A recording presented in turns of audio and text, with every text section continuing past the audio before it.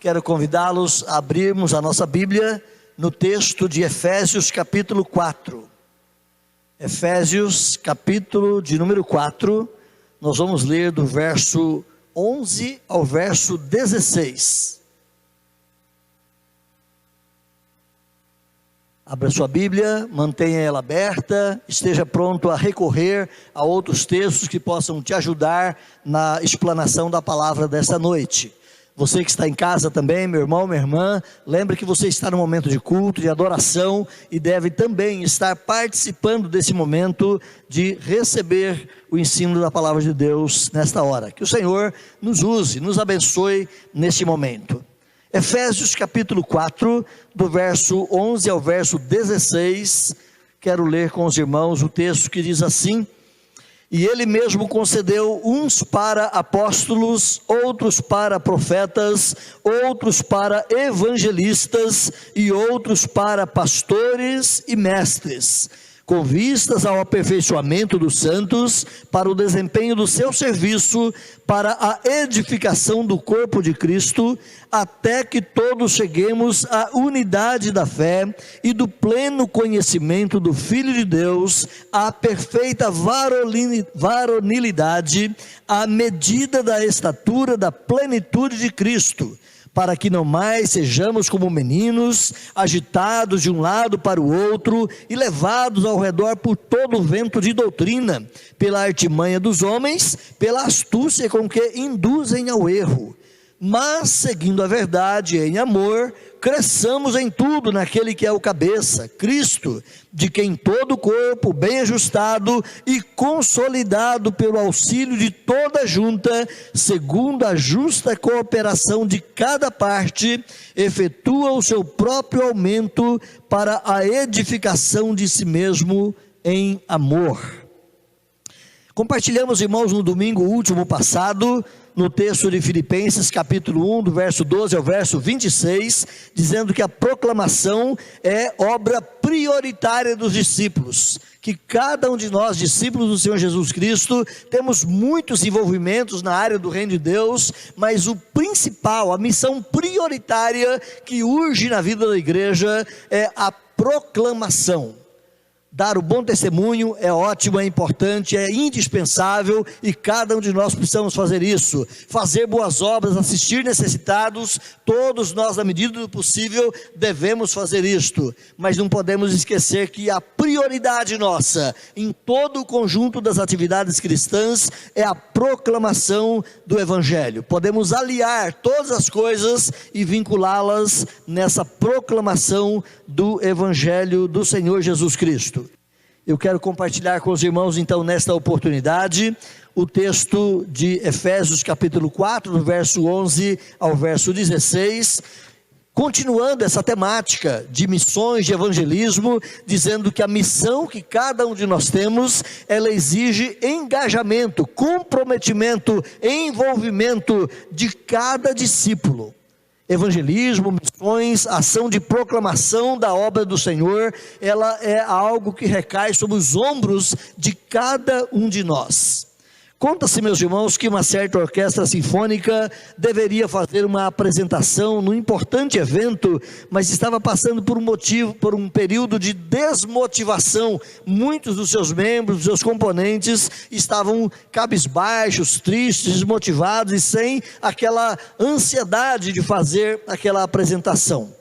Um dos componentes, então, daquela orquestra, pediu que um seu amigo, que também era músico, não era tão profissional e tão capaz quanto ele, fosse lá e participasse em seu lugar.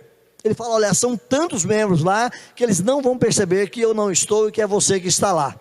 Mas o amigo falou: mas eu nem sei, nem ensaiei, não sei quais são as músicas que a orquestra vai estar de fato executando. Não faz mal, você apenas imita o fato de que você está ali tocando o seu instrumento e os outros vão tocar e vai dar tudo certo. Eu não tenho mais ânimo para estar lá. E assim, dia e hora marcada daquele evento, como se não bastasse aquele ter mandado um falso musicista para participar do evento, os outros também tiveram a mesma ideia. Então você pode imaginar o grande fiasco que foi a apresentação dessa orquestra naquele evento. Então, queridos, cada um de nós é importante, cada músico é importante, mesmo quando você pensa que você não tem tanta importância e tanto valor na proclamação, na divulgação do Evangelho, você é insubstituível. Cada cristão tem o seu lugar, tem a sua aplicação, tem a sua importância, tem a sua voz na proclamação do Evangelho, e cada um de nós não podemos colocar ou repassar a nossa responsabilidade a outras pessoas. Eu quero lembrar os irmãos que esse texto aqui de Paulo, ele não foi escrito com a proposição imediata de ser um ânimo às missões internacionais, mas ele está voltada muito mais ao trabalho da igreja, onde Paulo diz que Deus concedeu dons aos seus filhos, cada um recebe o seu dom e cada um executa o seu dom, onde cada um executando o seu lugar no corpo, versículo de número 16 especialmente, ele vai dizer que cada um bem ajustado, consolidado ali nesse corpo, cada junta cooperando uma com outra, assim o corpo vai desempenhar a sua função e vai produzir o seu próprio aumento, o seu próprio crescimento. A epístola aos Efésios, irmãos, ela é chamada de epístola eclesiológica, é a carta de Paulo escrita para a igreja, ensinando a igreja a viver de fato como esse corpo precioso de Jesus, onde cada pessoa é importante, onde cada pessoa tem a sua função. Se você se lembra, nós lemos o capítulo 1, onde Paulo diz que a nossa origem em Cristo se deu lá na eternidade, onde Deus, antes da criação de todas as coisas, Ele já projetou cada coisa, inclusive projetou a sua salvação, sabendo que a nossa raça humana cairia em pecado, e dessa raça humana Ele predestina, Ele escolhe um grupo de pessoas, Ele elege esse grupo de pessoas para serem então o seu povo, e a quem Ele elegeu, Paulo vai dizer na carta aos Romanos, Ele também chamou. Aqueles a quem Ele chamou, Ele também justificou em Cristo Jesus. Aqueles a quem Ele justificou em Cristo, Ele está operando a santificação. E cada um de nós, nesse processo de estarmos sendo transformados por Deus, somos também instrumentos desse mesmo Deus para compartilhar essa salvação aos outros. Em algum momento da sua vida, você não sabia que você era um eleito de Deus. Em algum momento da sua caminhada, você nem sequer tinha a percepção de um chamado especial de Deus na sua vida para a salvação. Mas Deus tinha dia e hora marcada. E naquele momento Deus opera maravilhosa e poderosamente com seu Espírito Santo, traz você para a fé. A fé é um dom que o próprio Deus deu a você, e você então com esse dom, com essa fé, recebe Cristo Jesus como seu Salvador. Paulo está escrevendo, meus irmãos, essa carta, e desde seu início, embasando os crentes de Éfeso nessa certeza de que eles são chamados por Deus para ser o seu povo. E dentre a caminhada de Paulo nessa carta, ele incentiva esses crentes a crescerem, a desenvolverem, a se fortalecerem, a serem robustecidos, corroborados, diz Paulo, na fé em Cristo Jesus. Isso ele faz de uma forma tão especial no capítulo 3. Mas no capítulo 4, ele vai dizer: nós temos uma missão. Nós temos um trabalho a fazer, nós temos que continuar. E se você vai ler desde o início do capítulo 4, ele vai dizer: temos que continuar agora mantendo, preservando a nossa unidade como povo de Deus, e precisamos continuar professando a nossa fé, onde nós afirmamos que há um só corpo e há um só Espírito, há também uma só fé, há também uma só esperança, há também um só Senhor. Paulo chama a igreja de Éfeso a fazer essa profissão de fé e automaticamente essa proclamação da fé, para que outros conheçam a graça salvadora de Cristo Jesus. Quero convidar você, meu irmão, então a refletir nessa noite comigo sobre esse tema. A missão exige engajamento de cada discípulo, de cada um dos que foram chamados para a vida eterna. Primeira proposição que eu quero trazer aqui, meus irmãos, é dizer que engajamento individual inicia-se com um estímulo. Geralmente nós temos que ser motivados, estimulados a nos engajarmos, a nos envolvermos. A fonte primária do estímulo na vida do cristão não é a palavra do pastor, não é a palavra do líder, não é a palavra do obreiro. A fonte primária de estímulo na vida do cristão é o próprio Deus, através do seu Espírito Santo. A Bíblia vai nos ensinar, meus irmãos, que todo recém-convertido possui um estímulo natural tão grande que, se dependesse, quem sabe, dele, naqueles primeiros momentos da sua conversão, ele alcançaria o mundo todo para Jesus. Lembra-se de quando você era recém-convertido? Talvez tenhamos aqui alguns irmãos assim ainda bem novos na fé, mas todo recém-convertido, ele tem uma gana, ele tem um anseio, ele tem um desejo imenso de ganhar as pessoas à sua volta para Cristo, porque ele descobriu o maior tesouro, ele descobriu a verdadeira vida em Cristo Jesus, e ele quer também que outros saibam. Se essa pessoa é uma mulher casada com um não cristão, ela quer que o seu esposo conheça a graça salvadora. Se é um marido casado com uma mulher não cristã, ele quer que a sua esposa conheça a salvação em Cristo Jesus. Seus filhos conheçam a graça, seus parentes, seus amigos. E esse novo convertido, então, cheio do Espírito Santo, motivado a falar da graça, ele quer alcançar o mundo todo por Jesus. Coisa boa é onde tem sempre conversões na vida da igreja, porque esse novo convertido, ele tem uma motivação muito grande. Nada contra nenhum de nós cristãos de mais tempo, mas existe sim uma tendência de acomodação, uma tendência de um arrefecimento. Isso faz parte das leis naturais da própria vida. A segunda lei da termodinâmica, se você se lembra dela, se não, pode pesquisar lá na internet depois, não faça isso agora, mas você pode pesquisar lá na internet e vai descobrir que a segunda lei da termodinâmica vai dizer que todo elemento passa por um momento ou por um período de arrefecimento e de esfriamento. Tudo que é vivo cresce e morre. Tudo que é dinâmico vai perder a sua dinâmica. Tudo que é quente em algum momento vai perder o seu calor e vai se esfriar. E assim, essa lei da termodinâmica vai se cumprir na vida física, na vida material e também na vida espiritual. Quer ver um exemplo bem simples e rápido disso? É se você abrir aí a sua Bíblia lá em Apocalipse capítulo 2, quando Jesus, escrevendo a carta através de João para a igreja de Éfeso também, se lembra? Lá em Apocalipse capítulo 2, do verso 1 a 10, é a carta de Jesus através de João para a igreja de Éfeso. E Jesus diz ali através de João: lembra-te, pois, de onde caíste. Volta à prática das primeiras obras, volta ao seu primeiro amor.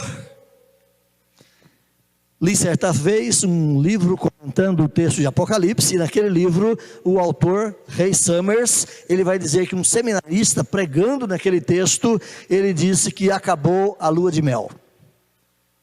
Aquela igreja perdeu a lua de mel. É como muitos casamentos cheios de amor, cheios de paixão, de entusiasmo, de ânimo, de envolvimento um com o outro. No período primário do casamento, tudo é muito forte, muito intenso, muito belo, mas quem sabe com o passar dos anos, a lua de mel se distancia daquele casal e vão viver uma rotina.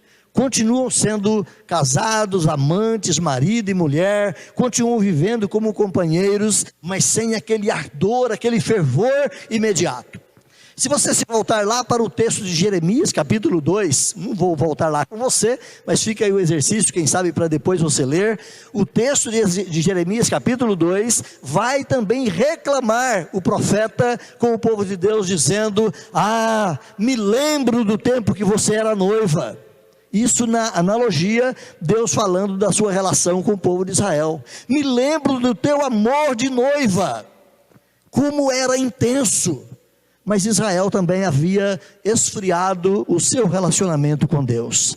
Meus irmãos, então, esse ardor que existe no coração, na vida do cristão, dos primeiros dias, dos primeiros anos da sua conversão, é algo que pode arrefecer, é algo que pode diminuir, mas é preciso que cada um de nós, eu e você, mantenhamos o nosso coração aquecido. Já falei aqui uma outra feita, eu não me lembro a data exata do acontecimento, mas a igreja metodista, uma igreja criada ou surgida lá pelos idos do século XIX, essa igreja metodista, hoje mundialmente presente, ela tem um dia na sua história, onde eles vivem o que eles chamam de Dia do Coração Aquecido, onde os cristãos metodistas são motivados a aquecer de novo o coração, são motivados ao jejum, à oração, a um dia mais intenso, a um dia de consagração, a um dia de uma devoção maior. Meus irmãos, isso é ótimo, é belo, é válido, é admirável, mas nós não podemos ter um dia de coração aquecido e quem sabe os outros 364 dias do ano vivermos comodamente. É preciso que cada um de nós cristãos tenhamos o coração aquecido a cada dia, nos voltemos para o Senhor a cada dia, desejosos de participar da sua obra, desejosos de proclamar a sua salvação. Então a fonte primária da motivação na vida do cristão é o próprio Espírito Santo. A fonte secundária de motivação na vida do cristão está nos dons de base estabelecidos por Deus à sua igreja. Se você olha no versículo 11 especialmente, você tem aí aquilo que nós chamamos de dons de base. Quais são os dons de base na vida da igreja? Se você for ler a Bíblia buscando dons, você vai encontrar aproximadamente de 36 a 40 dons espalhados nos decursos da Bíblia. Você tem 4 locais na Bíblia onde trata-se de dons mais especificamente. Existem outros, mas 4 locais que são mais específicos. Eu gosto de trazer isso na memória, porque é um efeito mnemônico, é um efeito de memorização, que cada um de nós podemos, quem sabe, ajustar na mente para lembrar. Onde estão os dons na Bíblia? Guarde essa regra, 4, 12, 12. Não vou falar para você repetir para o irmão do lado, porque não precisa, né? Mas repete para você mesmo, 4, 12, 12. O que é isso? Efésios 4, 1 Pedro 4. Então, se você lembrar disso, 4, Efésios 4, 1 Pedro 4. 12, 12. Romanos 12, 1 Coríntios 12. Se você lembrar desse joguinho mnemônico, dessa fórmula de gravar na mente, você, toda vez que falar em dons, você vai trazer na mente onde estão os dons na Bíblia. Efésios 4, 1 Pedro 4. Você tem listas de dons ali. 1 Coríntios 12, você tem lista de dons, e Romanos 12, você tem lista de dons. Existem outros poucos esparsos aqui ou ali no texto bíblico, mas em termos de listas mais objetivas, você tem estas aí na Bíblia. Mas esta listagem que Paulo coloca aqui em Efésios 4, são aqueles dons que nós chamamos de dons de base, os dons de sustentação maior na vida da igreja. Deus proveu para a igreja, meus irmãos, através dos dons espirituais, as ferramentas necessárias para que cada crente pudesse exercitar o seu papel, o seu lugar no corpo de Cristo. Antes de olhar o versículo 11, volte comigo de novo aí para o versículo 16 de Efésios 4, quando Paulo diz: pelo auxílio de toda junta, ou seja, cada parte ali do corpo, segundo a justa cooperação de cada parte. Então, essa toda junta e cada parte remete-nos a membros do corpo, a partes do corpo, e ao funcionamento dessas partes do corpo, no funcionamento do mesmo. Então, se cada um de nós, como membros do corpo, como parte do corpo, estivermos bem consolidados, ajustados, cooperando uma parte com a outra, o corpo vai ter um funcionamento saudável. Não é assim mesmo? Quando você cai, torce o pé fica debilitado, de repente você tem que ter o auxílio da mão, carregando uma muleta, para ajudar a locomoção do corpo.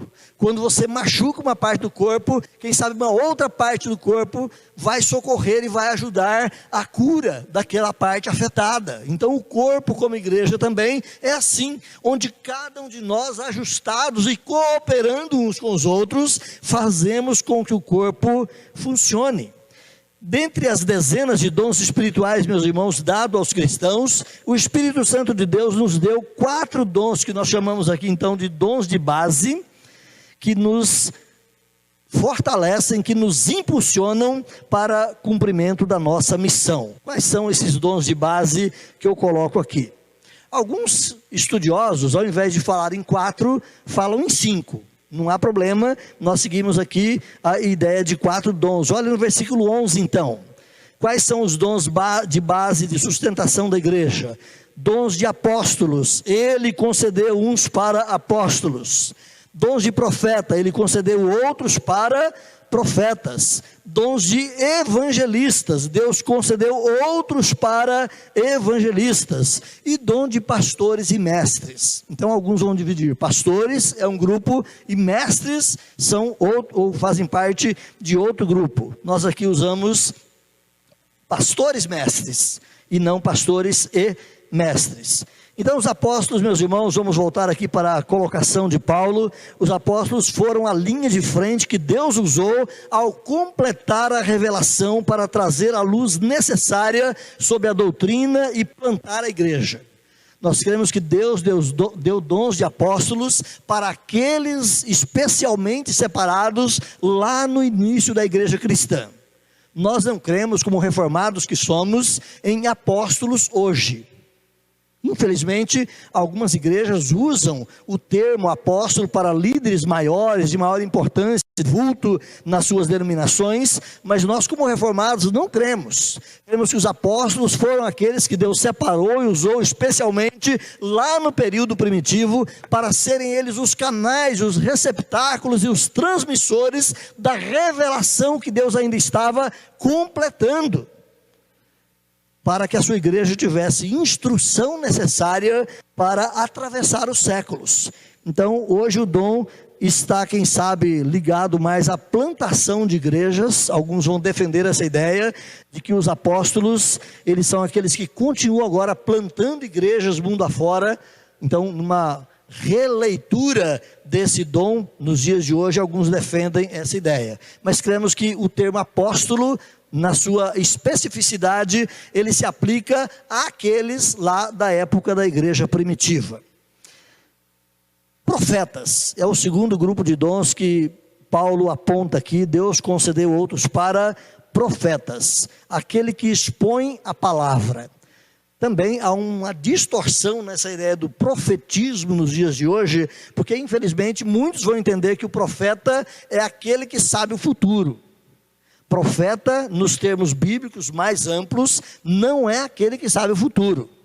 Profeta, nos termos mais radicais da Bíblia, é aquele que profetiza, é aquele que proclama e expõe a palavra de Deus. Então Deus separou alguns com essa capacidade de exposição mais específica da palavra. É a palavrinha profemi, lá do termo grego, é uma palavrinha composta, significa à frente, e femi é do verbo iluminar, aqueles que vão à frente, iluminando, trazendo luz sobre a palavra de Deus, aquele que faz brilhar a palavra de Deus, aquele que fala em tons éticos, aquele que aponta o dedo, indica a direção através da palavra de Deus, para que outros sigam o evangelho de Jesus Cristo. Evangelistas é o próximo grupo de dons que o apóstolo Paulo trata aqui. Deus concedeu outros para evangelistas. O evangelista é aquele que possui uma palavra de persuasão, é aquele que prega a palavra com convencimento. Ele não apenas tem uma boa retórica, uma boa articulação dos argumentos, mas ele tem a capacidade dada por Deus de convencer aqueles a quem ele está evangelizando. Então, o evangelista é aquele que promove a aliança de Deus entre os homens. E pastores mestres é o último dom que Paulo fala aqui, ou alguns dividem pastores, é o grupo que apacenta, e mestres são aqueles que ensinam mais especificamente as profundezas da palavra. Então, pastores, mestres, aqueles que são os ensinadores do rebanho. Esses dons, meus irmãos, eles são aqueles que trazem maior motivação, porque eles trabalham mais diretamente ligados com a palavra, impulsionando, incentivando os demais irmãos da igreja a fazerem a sua parte na missão, no exercício dos dons que eles possuem. Gosto de exemplificar os dons de base aqui nos dedos da sua mão. Vamos lá comigo. Se você fizer assim com a mão, como eu estou fazendo, o dedo polegar está apontando para cima. Então, são os profetas, aqueles que tinham uma ligação direta, imediata, para receber a revelação de Deus e propagar essa revelação para a igreja, na formação do cânon bíblico. Então são aqueles que receberam a palavra numa conexão direta com Deus. Profeta é aquele que aponta o dedo, aquele que indica a direção, aquele que proclama a palavra, aquele que muitas vezes aponta o pecado e chama a pessoa a um confronto com Deus. Evangelista, se você percebe, é o dedo maior aqui na sua constituição da formação da sua mão. Então o evangelista é aquele que sempre vai à frente, sempre vai abrindo caminhos e sempre vai criando portas na evangelização e no alcance de pessoas. Pastores é aquele que tem a aliança, é aquele que trabalha a aliança de Deus com o povo, aquele que ensina o povo numa relação de aliança, num relacionamento mais específico com o Senhor. E mestres, quem sabe, representado aqui no nosso dedo mindinho, é o dedinho menor. Então mestres também, não é que eles sejam menores na sua importância, mas quem sabe menos na sua quantidade, ou seja, é o grupo menor. Mestres são aqueles que conhecem a palavra com mais profundidade. Quem sabe no Brasil levantamos aqui no meio reformado, presbiteriano, Dr. Augusto Nicodemos, quem sabe o Dr. Heber de Campos, Heber Campos Júnior e outros irmãos que estão aí também nessa categoria de um conhecimento mais aprofundado da palavra de Deus. Então só para ilustrar aqui na mão, com os nossos dedos aí, a constituição desses dons. Esses dons, meus irmãos, eles estão ligados também, de acordo com uma exposição que eu vi há uns 20 e poucos anos atrás, do nosso irmão reverendo Heber Carlos de Campos, ele falando sobre que os apóstolos estão ligados ao sistema ósseo-muscular, ou seja, é aquele grupo de líderes que Deus estabeleceu na sua igreja, que recebendo a palavra, recebendo a revelação e transmitindo para a igreja, dão sustentação ao corpo. Então é o sistema ósseo-muscular que sustenta o corpo. Se no meu ou no seu corpo nós tirássemos os ossos, cairia ali um amontoado de órgãos maleáveis, moles, quem sabe como uma ameba, tentaríamos a nos arrastar pelo chão.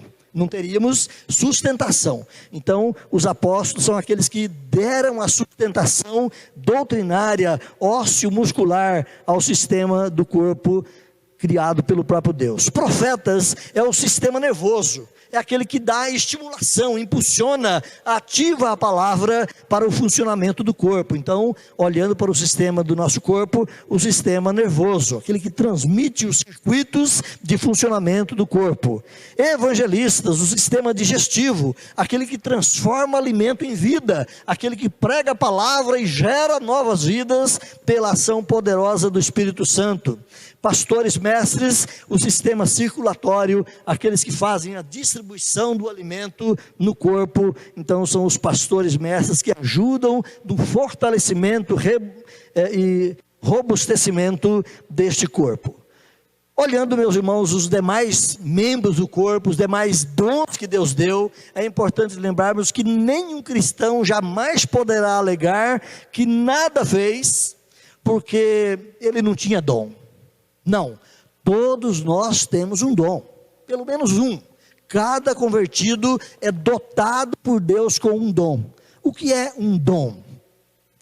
Em poucas palavras, um dom é uma capacitação de Deus, é uma ferramenta que Deus coloca embutido já na gênese do novo nascimento, na vida do crente, onde ele vai funcionar bem dentro do todo da igreja, ajudando esse corpo, essa igreja, seja ela local, seja ela regional, ou seja a igreja no seu todo, a cumprir a sua missão de glorificar a Deus, de servir ao próximo e de edificar a si mesma. Segunda coisa que eu quero tratar conosco, meus irmãos, então, só voltando para que você não perca o fio da meada, eu disse que num primeiro momento, engajamento individual inicia com estímulo, um estímulo que é dado pelo Espírito Santo e um estímulo que é dado por aqueles que têm os dons de base na vida da igreja. Segundo momento, eu falo que o engajamento individual precisa ou necessita de preparo. Cada crente precisa de um preparo mínimo para poder cumprir a sua missão. Ele já recebe a capacitação, recebe o dom de Deus, mas ele precisa também conhecer a palavra. Ele precisa também saber de ferramentas, como ele pode fazer o seu trabalho. Então o preparo se dá através das ações desses dons de base.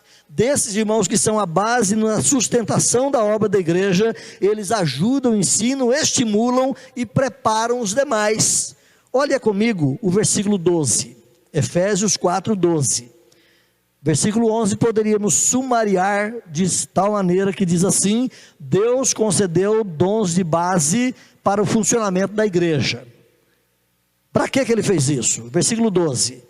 Com vistas ao aperfeiçoamento dos santos. Quem são os santos? São os demais irmãos cristãos que não estão ajustados nesses 4 dons de base. Então, com vistas para que esses 4 dons de base aperfeiçoem os demais irmãos, para que esses irmãos desempenhem o seu serviço, para que haja edificação no corpo de Cristo. É isso que Paulo expõe de maneira tão clara aqui neste versículo de número 12.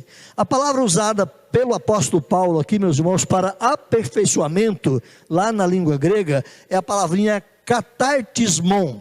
Essa palavra é a mesma palavra usada para indicar o conserto das redes. Lembra quando Jesus estava caminhando pela praia, chamando os seus discípulos, e ele encontra ali Pedro, João, etc., consertando redes, porque eles tiveram uma noite de pesca malfadada, nada pegaram, enroscaram galhos e coisas nas redes, estragaram as redes, eles estavam agora consertando as redes, quem sabe, para uma nova empleitada na noite seguinte. E eles estavam consertando as redes. Então essa palavrinha katartismon é essa palavrinha de equipar, de produzir mecanismos para que o trabalho seja efetuado. Então, com vistas ao aperfeiçoamento, a esse katartismon, a essa preparação para que haja a realização do serviço. Os portadores desses dons de base, meus irmãos, de alguma forma, eles sempre estão estimulando os demais irmãos, sempre estão motivando os demais irmãos, ou trazendo capacitações para esses irmãos, para que o restante da igreja produza e faça o seu trabalho. Mais uma vez, olha o versículo 12. Versículo 12, com vistas ao aperfeiçoamento dos santos, para o desempenho do quê? Do seu serviço. Serviço de quem? Dos santos. Para que cada santo aperfeiçoado, capacitado, ajustado, abençoado por esses irmãos dos dons de base, possam realizar o seu serviço, visando o quê? Olha no versículo 12, para que o corpo seja edificado. Então Paulo é muito didático na distribuição das suas argumentações, nos ajudando a compreender esse estímulo. Estimulados pelo Espírito Santo, estimulados pela palavra dos seus líderes, os membros do corpo de Cristo sempre poderão estar envolvidos na obra do reino de Deus. Mas o preparo se dá, meus irmãos, também através de um preparo pessoal, de um envolvimento pessoal. O Senhor Jesus Cristo narrou, por exemplo, a parábola das minas, narrou a parábola dos talentos e falou de outros estímulos também que os seus discípulos deveriam ter, e esses ensinos são extensivos a toda a igreja. Quando Jesus fala da parábola dos talentos, parábola das minas, ele está dizendo que foi dado a cada um uma tarefa, e que lá no fim da história, essa prestação de contas sobre a tarefa vai ser pedida. Como é que nós articulamos a nossa tarefa? Deixamos de lado para quem sabe não termos que confrontar a nossa inabilidade em fazer o trabalho de Deus, mas lá na frente Deus vai conversar conosco da mesma forma. Servo mau e negligente, ele disse para aquele que deixou de lado. Ou então, muito bem, servo bom e fiel, porque você trabalhou, operou e multiplicou aquilo que eu coloquei à sua disposição. Oswald Smith foi um grande evangelista no Canadá, foi o fundador da Igreja do Povo lá em Toronto, no Canadá. Ele tem um livreto muito interessante, hoje nem sei se você encontra mais aí nos sebos esse livrinho, mas pode baixar o PDF pela internet, O Homem que Deus Usa. Se você gosta de uma boa leitura, é um livretinho pequeno, maravilhoso, você vai se encantar com a leitura desse livrinho, O Homem que Deus Usa. E Oswald Smith, nesse livro, ele diz que o segredo do crescimento na vida cristã é a atividade.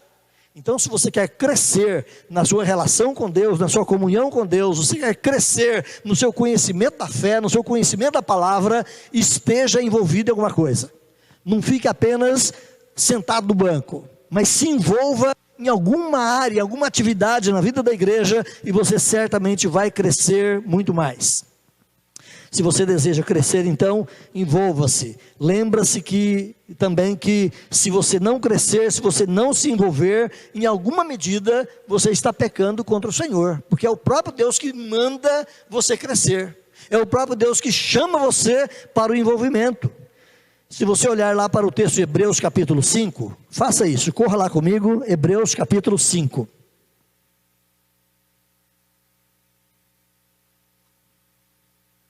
Hebreus capítulo 5, versículo 12 e 13. Embora a maioria dos irmãos esteja com a versão atualizada, eu vou ler aqui numa transcrição da NVI, Nova Versão Internacional, que diz assim: porque devendo já ser mestres em razão do tempo ainda necessitais de que se vos torne a ensinar os princípios elementares dos oráculos de Deus, e vos haveis feitos tais que precisais de leite, e não de alimento sólido.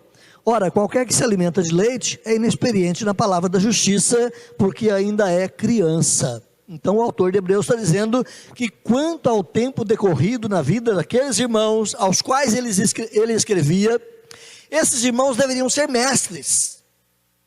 Eu pergunto para você que está aqui nesta noite, e para você que me ouve em casa, meu irmão, minha irmã, quantos anos de vida cristã você tem? Quantos anos de conversão você já tem em Cristo Jesus? Qual é a sua idade como nascido de novo em Cristo? Podemos perguntar, quem tem 2 anos, quem tem 5 anos, e você vai encontrar na vida da igreja pessoas que estão com 1 ano de convertido, pessoas que estão com 5, pessoas que estão com 50 anos de convertidos. A questão é, qual é a estatura espiritual daquele irmão que tem 30, 40, 50 anos de convertido? Ele ainda é uma criança em Cristo, que precisa ficar bebendo leitinho espiritual, precisa ficar recebendo ainda os alimentos mais básicos da fé. Irmão, Jesus morreu por você. Irmão, Deus amou o mundo de tal maneira. Ou ele está já procurando buscar entendimento de coisas mais profundas da fé. Então é nisso que o autor de Hebreus está tocando com aqueles irmãos. Quanto ao tempo decorrido, alguns de vocês deveriam ser mestres, mas ainda são crianças. Meus irmãos, a Bíblia nos chama ao crescimento, ao engajamento, ao envolvimento contínuo. E nós vamos sim prestar contas a Deus, porque crescemos ou porque não crescemos na nossa relação com o Senhor, na relação com o seu reino. Terceira e última coisa, irmãos, fechando aqui a nossa reflexão dessa noite, já que exercer a proclamação da nossa fé envolve o engajamento individual de cada discípulo. Eu digo num fechamento aqui que engajamento individual demanda amadurecimento. É preciso que nós amadureçamos, cresçamos, chegamos a uma estatura de varão perfeito, se não de perfeito na sua plenitude do termo, pelo menos de um varão mais maduro. É o que dissemos. Quantos anos de fé você tem? Qual é a sua medida de maturidade? Olhe o texto do versículo 13, aí em Efésios 4. Efésios 4:13, o texto diz assim, que nós devemos fazer isso, ou isso é feito conosco, aperfeiçoando, crescendo, etc., até que cheguemos à unidade da fé, do pleno conhecimento do Filho de Deus, a uma altura de perfeita varonilidade, à medida da estatura do próprio Senhor Jesus Cristo. Esse é o alvo de Deus para mim e para você, que nós sejamos reconhecidos como pequenos cristos, ou como aqueles que vivem a vida cristã de tal maneira que o mundo olhe para nós e veja em nós uma repetição de Cristo. Lembram-se quando surgiu o termo cristão? Você lembra? Talvez a gente esquece o endereço, né? Onde está? Atos capítulo 11, versículo 26. Diz o texto ali que em Antioquia foram pela primeira vez os discípulos chamados de cristãos. E é bom lembrarmos que esse título de cristãos dados aos discípulos lá em Antioquia não era um reconhecimento de dotes, não era um reconhecimento de excelência na carreira cristã, não era um reconhecimento de pessoas que mereciam, quem sabe, um título de nobreza na sociedade onde eles estavam. Pelo contrário, era um xingamento. Cristo era colocado de uma forma vil e avultada ou aviltada ali naquele contexto, desprezível. Então ser um cristão é ser um desprezível também, era um imitador daquele que merecia ser desprezado. Então os cristãos, ou os discípulos, foram pela primeira vez chamados de cristãos, porque a vida deles se identificava, se relacionava de tal maneira, que eles viam a repetição na vida deles, da vida de Jesus. E é isso que nós precisamos ser, independente do que o mundo pense. Se ser cristão para o mundo é uma chacota, para nós tem que ser uma honra. Alguns dias atrás eu li uma postagem de Billy Graham, num desses mecanismos de mídia, não me lembro se no Instagram ou qualquer um outro aí, e naquela postagenzinha, acredito que deve ter sido de Billy Graham, pelo caráter da postagem, e ali Billy Graham dizia o seguinte: mesmo que não exista vida eterna, mesmo que não exista Deus, mesmo que não exista nada daquilo que nós professamos como cristãos, eu diria para vocês que foi uma honra ter sido cristão na minha vida. É claro que ele está trabalhando aí com argumentos hipotéticos para mostrar que o cristianismo em si é uma maravilha, o cristianismo em si é uma honra, faz de nós pessoas muito mais honradas pela qualidade de vida, pela qualidade de honradez, pela qualidade moral, pela qualidade ética, pelo valor que tem um cristão na vida da sociedade. Se o mundo vivenciasse os valores do cristianismo, independente de crer ou não na existência de uma vida eterna, esse nosso mundo seria um mundo muito melhor. Os valores do cristianismo trazem excelência na vida. Os valores do cristianismo elevam a qualidade de vida do ser humano. Mas voltando, irmãos, é preciso que haja então amadurecimento na vida do cristão. Esse amadurecimento deve ser alvo então de cada um de nós. Eu preciso amadurecer na minha vida, eu preciso crescer na minha vida, eu preciso ser mais parecido com Jesus na minha caminhada. Uma pessoa que amadurece na fé e no engajamento na causa de Jesus, ele está cumprindo a sua missão, seja no falar, seja no viver, seja no testemunhar, de qualquer maneira que ele se projete na sociedade, ele está vivendo de uma maneira que honre a Deus. Um cristão amadurecido, ele sempre terá firmeza no que crê. E porque ele tem firmeza no que crê, ele tem também firmeza no que fala, no que proclama acerca do Evangelho. Inconstância e irresponsabilidade são coisas próprias de pessoas imaturas.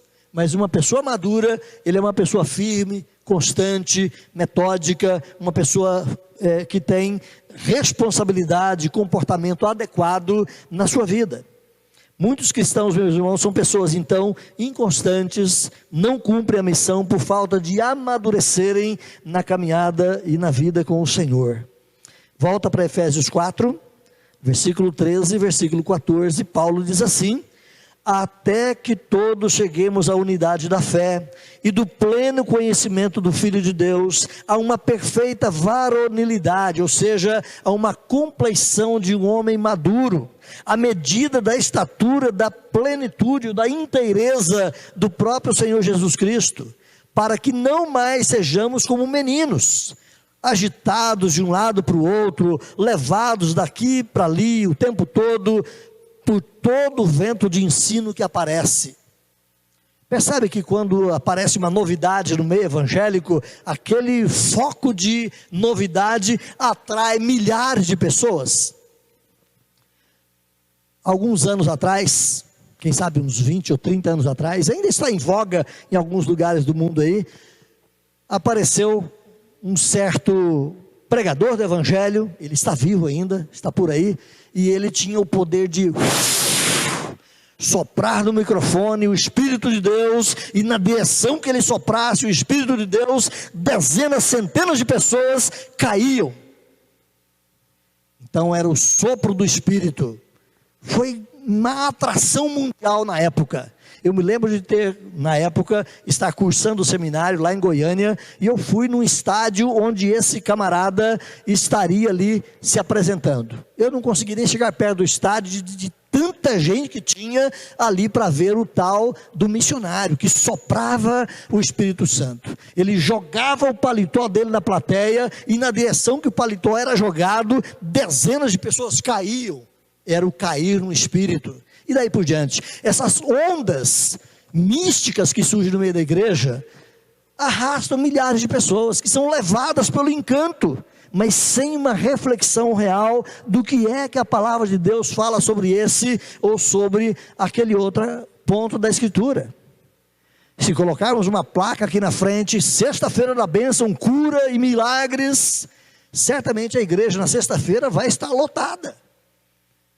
Porque as pessoas querem aquilo que é novo, as pessoas querem aquilo que mexe com as suas emoções, mas muitas vezes são levados, como diz Paulo aqui, arrastados ao redor por todo o vento doutrinário. Quem faz isso, quem é levado para lá e para cá por todo o vento de doutrina, Paulo diz aqui, é porque ainda é criança em Cristo e não amadureceu. Versículo 15, Paulo diz aí: antes, seguindo a verdade em amor, cresçamos em tudo naquele que é o cabeça, o próprio Cristo. Meus irmãos, um corpo maduro, ele se reproduz naturalmente, ele é saudável. Como se dá no nosso corpo físico, assim também se dá na vida espiritual. Quando nós somos sadios na fé, nós compartilhamos a fé com naturalidade. Quando nós somos sadios na fé, nós falamos da graça, do amor, do poder. Nós vivenciamos, testemunhamos de uma forma simples e natural. Ninguém precisa nos empurrar. Pastor nenhum precisa nos arrastar. Motivação, ela existe no nosso ser quando nós somos pessoas saudáveis. O cristão individualmente, ou uma igreja numa localidade como um corpo, vai se reproduzir naturalmente quando os seus membros são membros saudáveis, quando existe uma normalidade.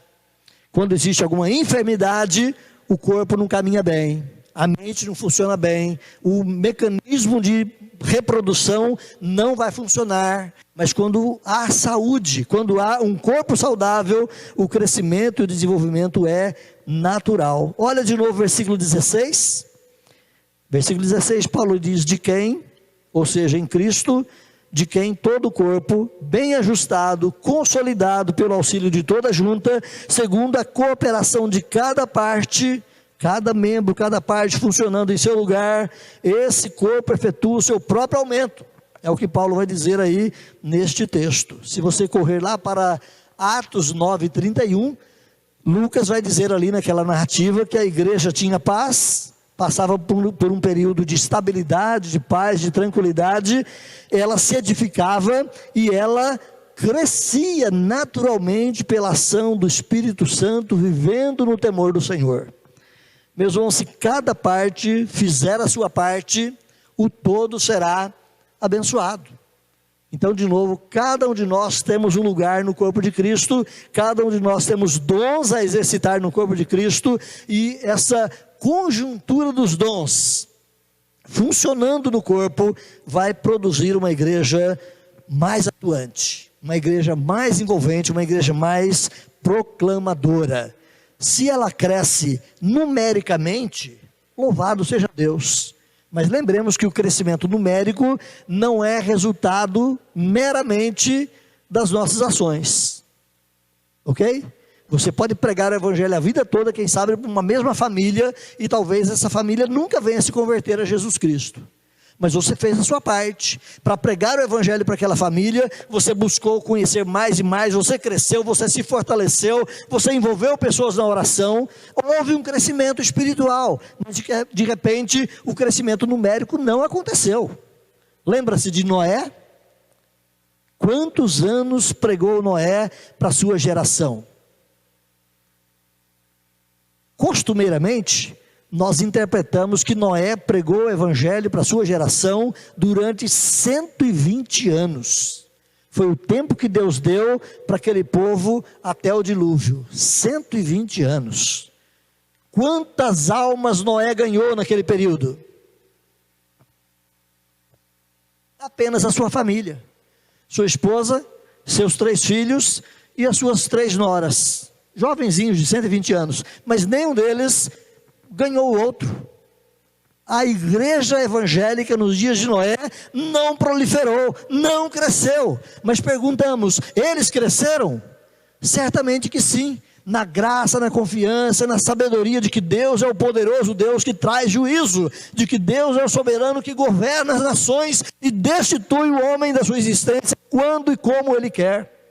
Noé cresceu no conhecimento de Deus, Noé desenvolveu a sua fé na sua relação com Deus. Se cada parte fizer a sua parte, o todo será agraciado no crescimento, mesmo que não venha um crescimento numérico espantoso, mas haverá sempre o crescimento da edificação, do fortalecimento, do crescimento espiritual no corpo de Cristo. Termino aqui. Cumprir a missão como igreja, meus irmãos, inclui a ideia de cumprir a missão como indivíduo. Não esqueça disso. A igreja cumpre a sua missão à medida que cada discípulo cumpre a sua missão. O todo não funciona se as partes não funcionarem. É como o motor do seu carro. Cada parte precisa estar bem ajustada, funcionando certinho, para que o todo funcione. É como o seu relógio mecânico de engrenagenzinhas. É preciso que cada